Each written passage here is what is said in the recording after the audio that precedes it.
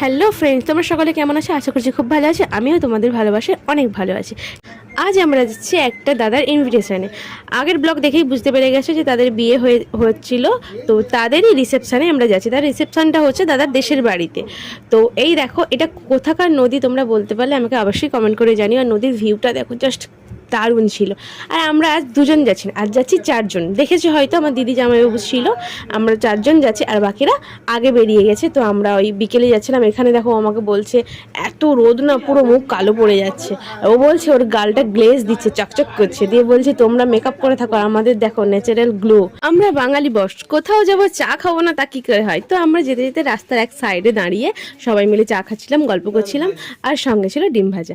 তারপরে আমরা আবার রওনা দিলাম। তো এবার গেলাম হচ্ছে গিফট দোকানে। কি গিফট নেব খুঁজে পাচ্ছিলাম না, তো ওখানে গিয়ে গোপুসোনাকে খুব পছন্দ হলো, গোপুসোনাকে সাজিয়ে আমরা নিয়ে গেলাম। দোকানটিতে অনেক ইউনিক জিনিস ছিল। তোমরা যদি কেউ কোনো গিফটের পারপাসে যেতে চাও, আশা করি পেয়ে যাবে ওখানে মনের মতো জিনিসগুলো। তো এই দেখো, বলের মতো হটপটটা কি অপূর্ব দেখতে না?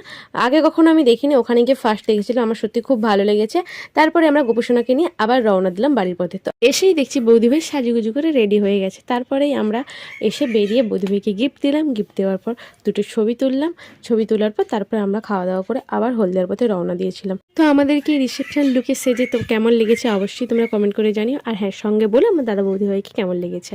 তো তারপরে আমরা হলদিয়ার দিকে রওনা দিলাম, কারণ আমার কাকু খুব অসুস্থ হয়ে গেছিলো, তার জন্য আমাদের চলে আসতে হয়েছিল।